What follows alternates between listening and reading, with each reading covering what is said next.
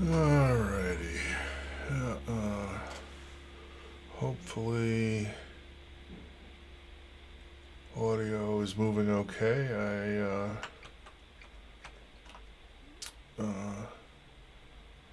Hopefully it is. We'll find out. At least we're recording locally in case there's any issues, but hopefully there won't be. So I guess I'm as ready as I'm gonna be.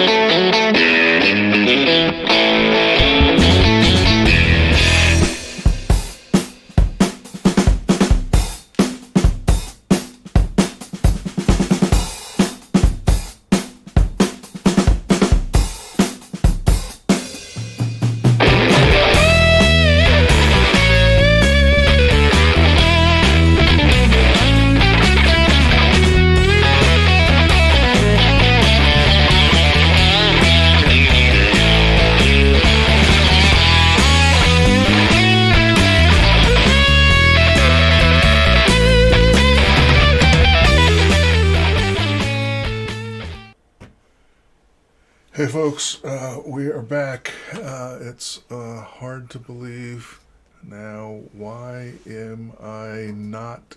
The video does not appear to be moving. How does that happen? Is there something that I can?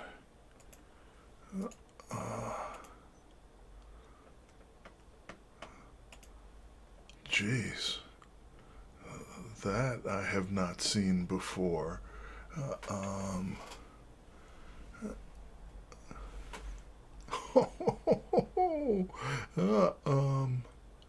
Now if I turn this guy off, okay, I go away, I come back, but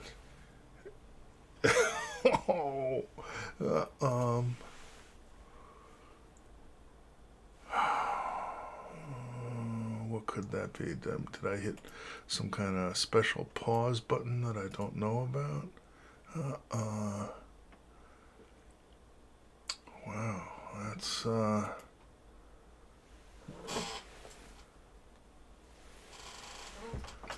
now I assume, yeah, I'm not moving. Oh, what's going on? What's going on?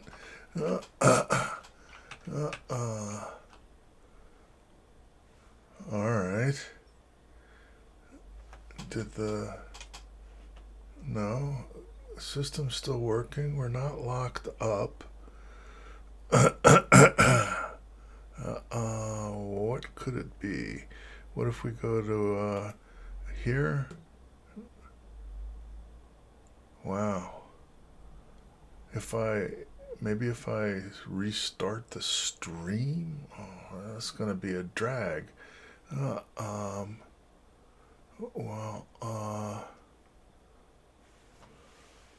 Whoops.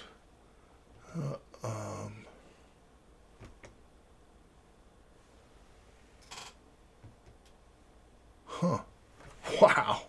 Okay. Well, I'm gonna I'm going to exit OBS and I'm going to stop the stream and try to start it again. I've never done this before, so I don't know. Streaming and recording immediately, and we'll see what, if anything, happens. Trying to restart the stream. Okay, well, I guess something's moving. All right.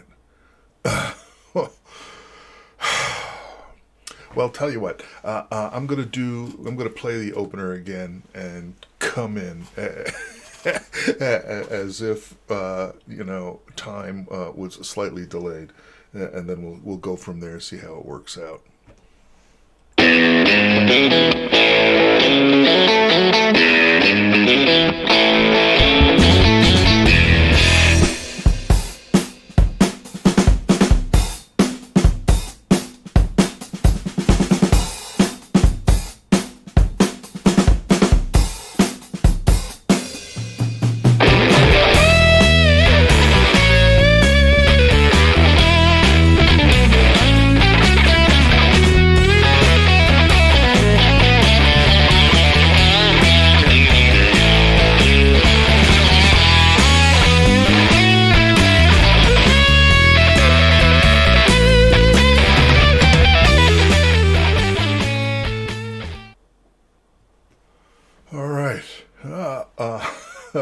Well, I think we're there. Hello, welcome back. A little bit later than I was hoping, but well, we have an hour to work with. We'll just run back and we'll cut it, and the folks that aren't here live will never know the difference. It could happen. It's been 2 weeks. It's hard to believe. Time goes so fast. I am completely stuffed up in my sinuses, simultaneously incredibly stuffed and incredibly dry. So hopefully I can get through this without losing my breath and so forth. We'll see what happens. This is the last T2sday update until December 7th, taking November off to, well, partly to work on the grid, but also just to do other stuff that has been waiting and waiting and waiting. So what this episode is going to be mostly about is resilience and robustness in the L2 plate stuff. That's what I've been working on for the last couple of weeks, and there's been a lot of progress. And, to me, coming up on the November break, the feeling is that, the story of the summer and the fall, anyway, of 2021, as far as the T2 tile project goes, it's about plate and about L2 plate that are, they're clunky and obvious and non-organic looking, and all of the things that we know about that, but it seems to me absolutely the best shot we've had so far on the path to utility, that we could actually build up stuff to do that. And part of doing that is to try to take seriously robust first, that we can't just say we'll care about fault tolerance but not actually deal with it. So 2 weeks ago, I was x-raying some of the face plants and so forth. I'm sorry, 2 episodes ago, a month ago now. And that's what I'm also doing here today. So, when you say you're going to allow non-determinism, when you're going to allow errors, the temptation is to just say, well, the only errors that I'm going to allow are going to be ones that, are independent, random, single bits flipping and so forth. That's not what we have. We already have at least 4 categories of different kinds of errors. An atom being cleanly erased, leaving the site empty. That's the easiest kind of failure we deal with. Packet drops, simulating what goes wrong or what may go wrong, we're still not sure, between the actual T2 tiles. Cosmic rays is just, bits flipping in the background, no reason, no rhyme or reason, random numbers as far as we know. X-ray bursts is focused stuff that may actually have some, space-time coherence to it. In all cases, the goal of the computation is first, dynamically preserve its pattern. That's, for the A-life folks, that's the definition of life that we use, that I offer for a take on how to get artificial and natural living systems together. And the process is blast the system until it does something wrong, try to figure out why it did something wrong, see if we can't fix it, and go around again.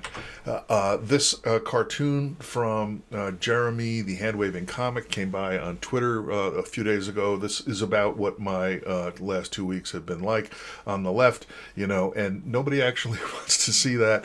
But I did do something that I did in the very beginning, 2018, in the early days of the T2 Tile project. I started a script that does a screenshot once a minute, day and night, ever since a week ago Monday. And just to kind of get a flavor of the mess of the whole thing. And we're going to try to take a look at it real quick here, with things being kind of confused. We'll see how this goes, but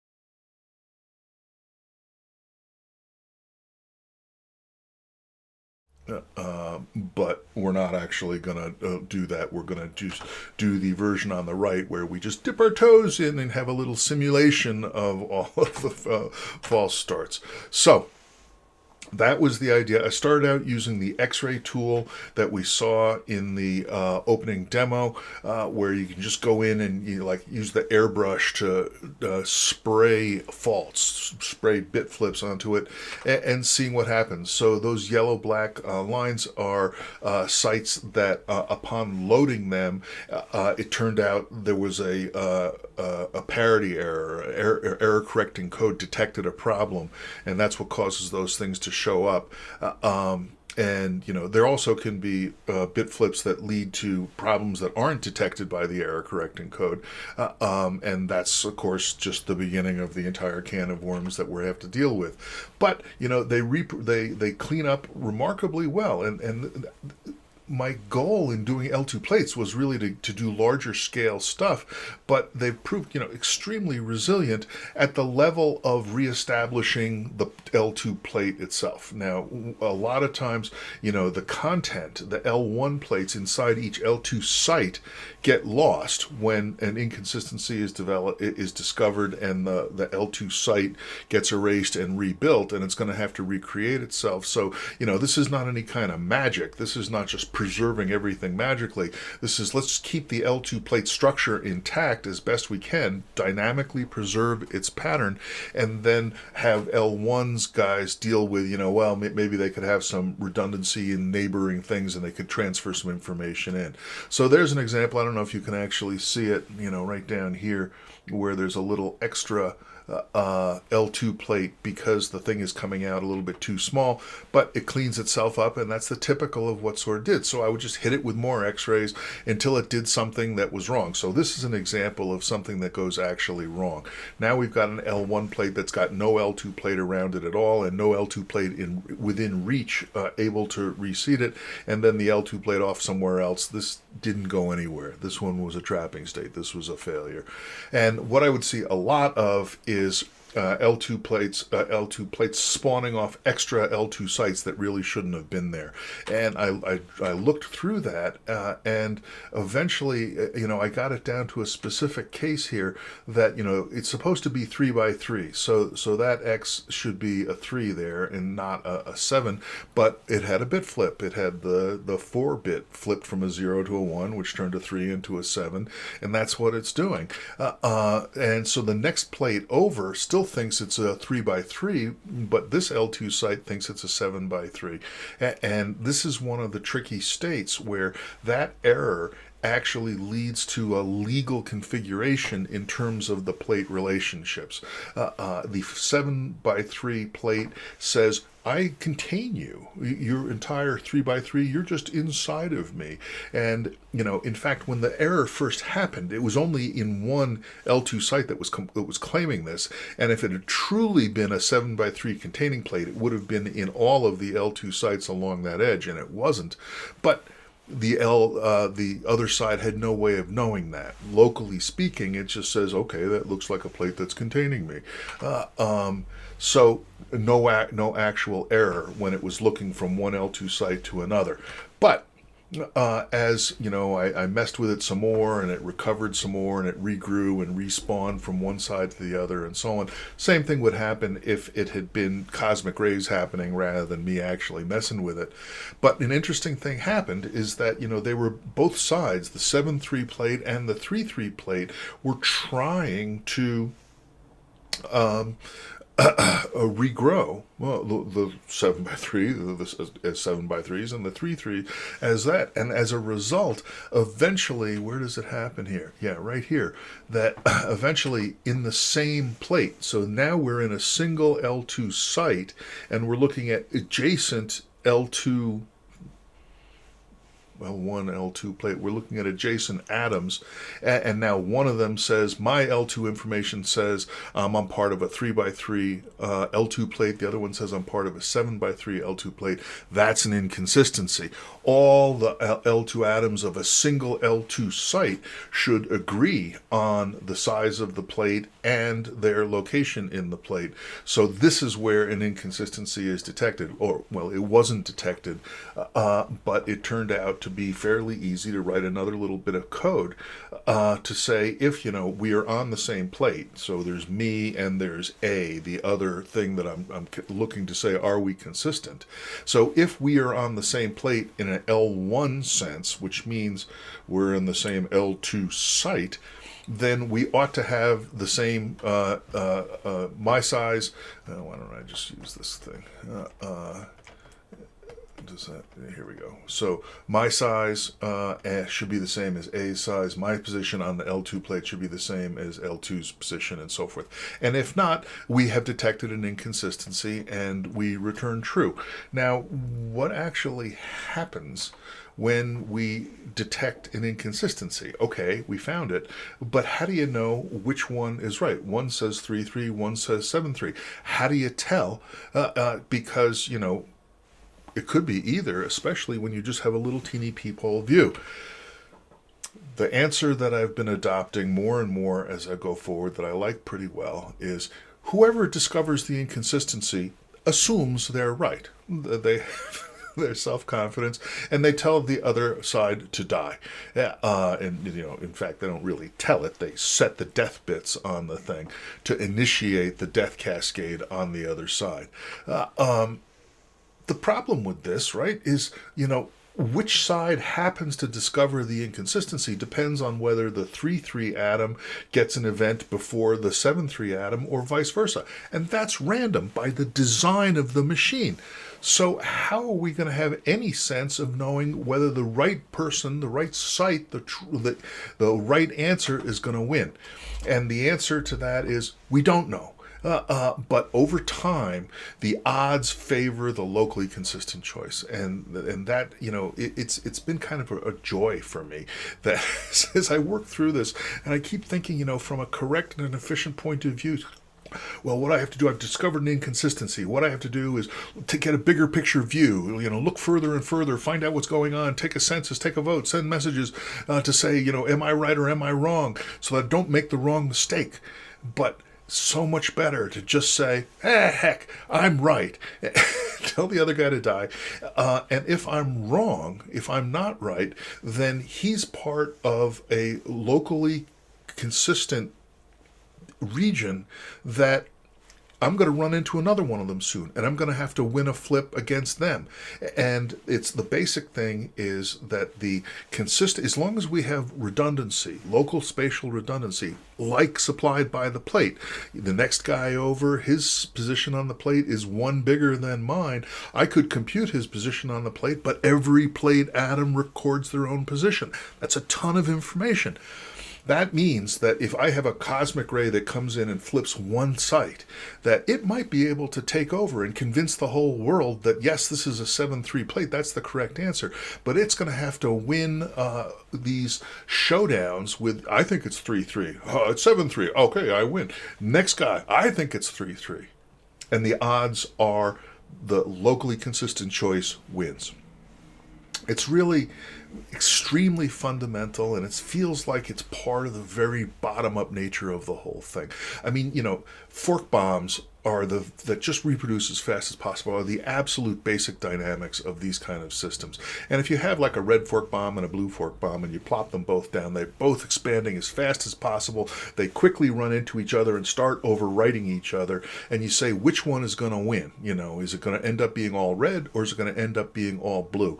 And, it could go either way, but the basic principle is, you should bet on whichever color has more area right now. Other things being equal, if red is surrounding blue, then it's more likely that blue is going to go extinct, and vice versa if blue has more area.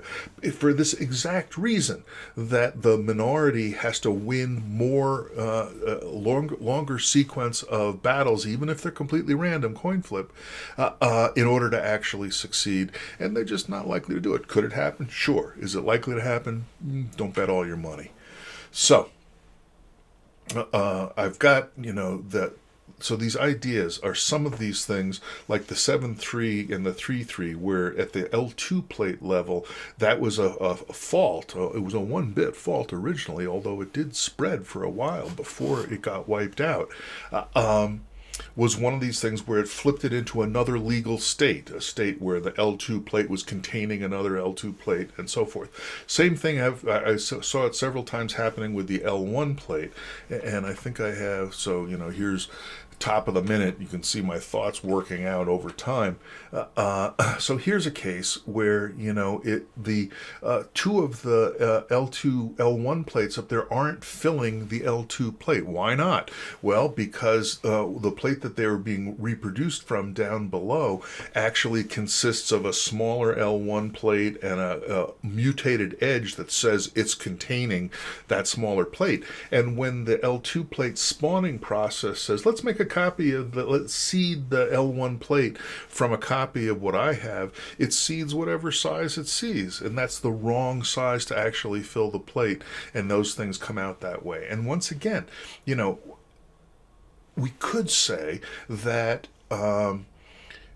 every L1 plate should completely fill the L2 plate. And then this could be detected as an inconsistency and something could be done about it. But this is a trade-off. And, my feeling is that maybe we want to have complex L1 plate relationships which are then surrounded by an L2 plate. So we're not going to necessarily be able to detect whether this is right or wrong just based on local information. And this goes to the fundamental principle of this whole thing, that, allowing L1 plates to be nested in various ways and then have an L2 plate puts around them is much more flexible than just saying the L1 plate has to completely fill the L2 plate or it's inconsistent. But that flexibility, that ability to be more programmable, means there are more legal states that can be confused. That you can have some cosmic rays, X-ray burst, whatever it happens to be, that messes things up and takes us not to an inconsistent state, but for a consistent state of a program that we're not running. And in general, what we would like to do is be as inflexible as possible, be as hard-coded as we can get away with, given that we're down in this very low-level stuff and we want it to be all strong. For my money, the key point is that exalting universal programmability it's almost criminal, because what that means is that, there's this unbelievable myriad of legal programs nearby. And when we get beyond just cosmic rays flipping random bits and we get to malice, then we can leap to one of those other states, one of those other legal programs, trivially. All right. So I fixed up a couple of those problems, like putting in that little bit of extra code, and then I also had this one where the simulator crashed when I had background cosmic rays going and I was looking at Twitter or sleeping or whatever it was. I would come back and the engine itself had crashed, and it actually took quite a while to run down for good reasons and bad.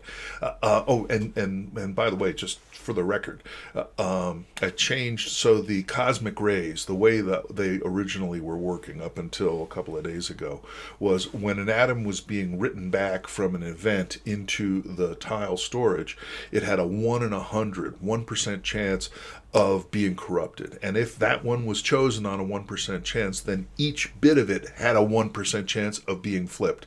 So a 1% chance of being chosen for corruption, and then a 1% chance per bit of a flip. And I've now changed that to 1 in 1,000. So it's 99.9% of the time it will be written back faithfully, but that remaining 0.1% of the time it'll be corrupted, and when it is corrupted, it'll be a 1% error.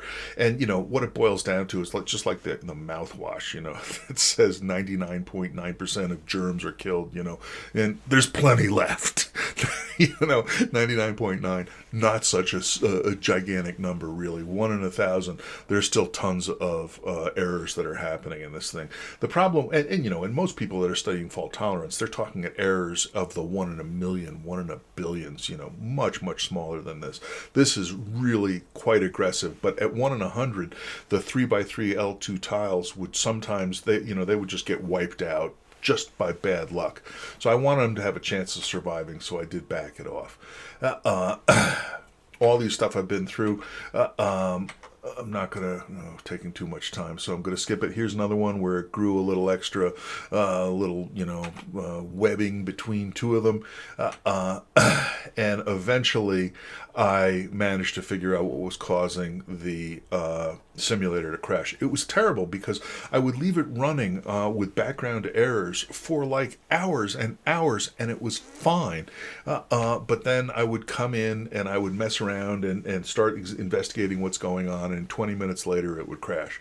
And what it was look up Ulam element type from Atom. That's the fundamental low-level thing where it says, tell me what the class is, what code I need to run for this particular atom. And at that low level, the atom is supposed to be consistent. It's supposed to have been error checked, ready to go, and that code is not ready to deal with it being inconsistent, being messed up. And why are we calling lookup atom element type from atom? We're calling it because we want to find out what color the atom is. Well, that's what we use every time we're drawing it, but in this case, we're calling to find out what color it is, not in order to draw it on the screen, but for an atom view panel. We're trying to figure out that blue color, like that. And that drawing of the atom view panel was done in a separate place in the code than the drawing of the tiles, so there was nothing catching that error. That was the problem. So we have fixed that up, fixed a whole bunch of other things. And as we saw in the opener, I'm just going to do this I'll take a couple of minutes to do a demo and then we'll wrap up since we did start late. I always imagine that things will go much faster than it was. I wanted to get the L2 plates moving, so move this machine, and they're still not moving. But all of this robustness stuff was worth it. Taking the time to pound it all out, because this seems like the absolute basic stuff that we're going to be building on, and we want to, number one, make it as solid as we can, and number two, we want to understand it quite exquisitely. So feeling good about that. But if we want to make things move, we need to be able to coordinate at a whole L2 plate level. And just like we did on the L1 plate, one way to do that is to do a rock, paper, scissors sort of thing to coordinate. The upper left changes color and that flows down to the bottom right, and then the bottom right changes color back and it flows back up and down. But doing that at the L2 plate level is new in this update. So let's see if we can do a demo here. All right. So what is that? Seed. All right, I think that's right. So, okay. So this is a RGB sync demo. So it doesn't do anything except it's an L1 plate and it's going back and forth. So once the upper left is green, it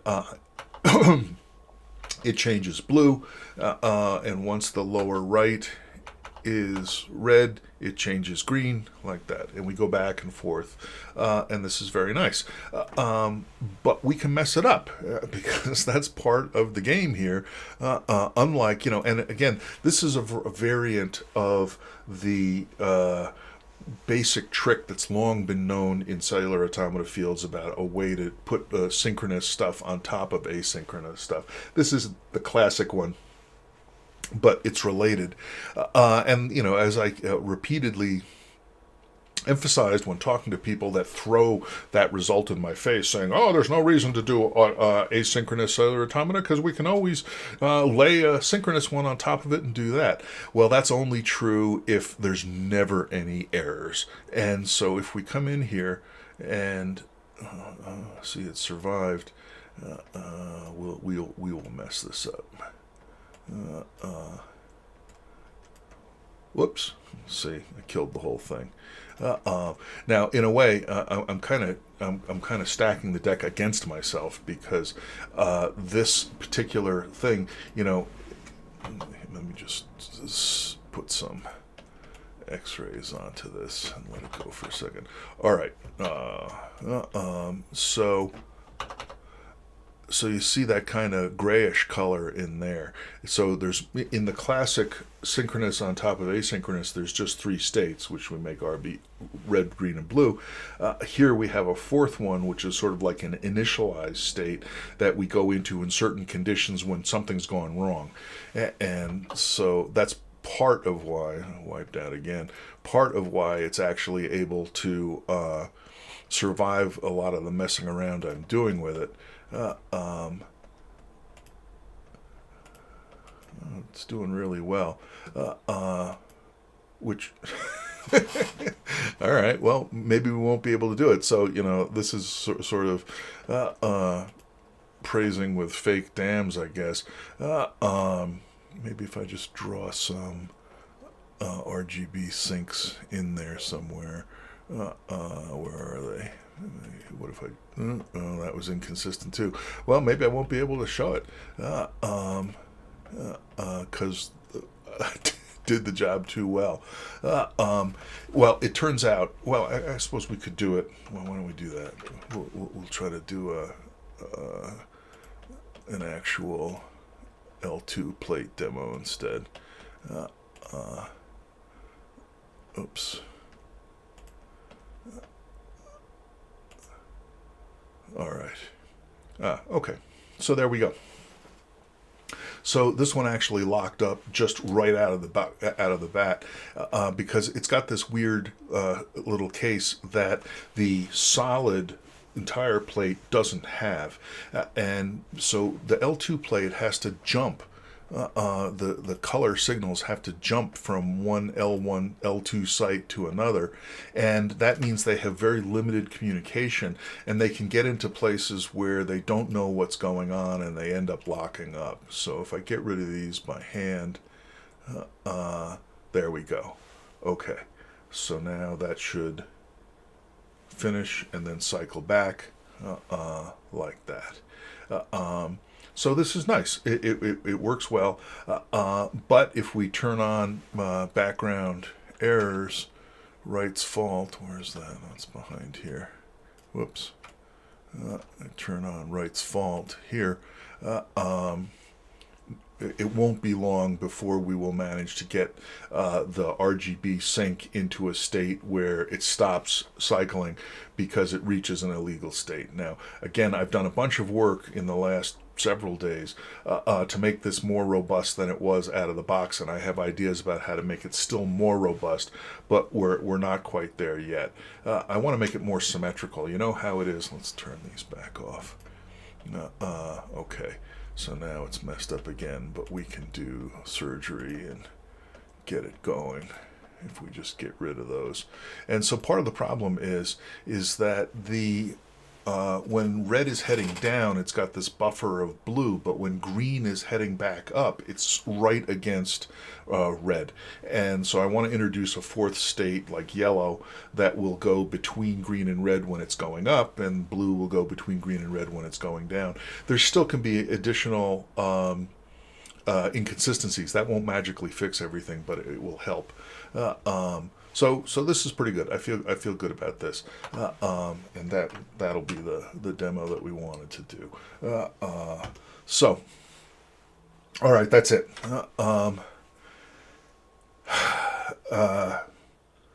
In November, I want to make progress on building the damn grid. I think a fair goal is to have the grid all assembled in 2021. It may all be working. It may be working to some degree. It remains to be seen. But the thing will be built, and we'll find out if it's not running. We'll have more information as to why. So we're going to have a better camera. I ordered it. It should be coming in the next week. That's going to hopefully get us much better pictures of the running grid than we see during the waiting room, for example, here, and so on. And we'll be just going from there. All right. So that is it.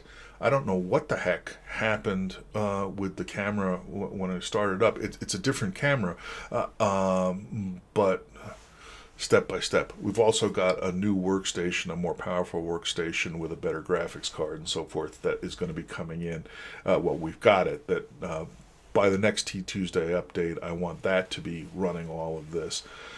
We'll see how it goes. I hope you're doing all right. Thanks so much for checking in whenever you manage to come around to see these incredibly nerdy little progress reports. I feel okay. I feel like, it was fun finding these cases and discovering, hey, there's a pretty easy way that I could actually catch that, and watching the L2 plate getting more and more resilient as a process. That's it. I will see you in December. Have a good November. That's it.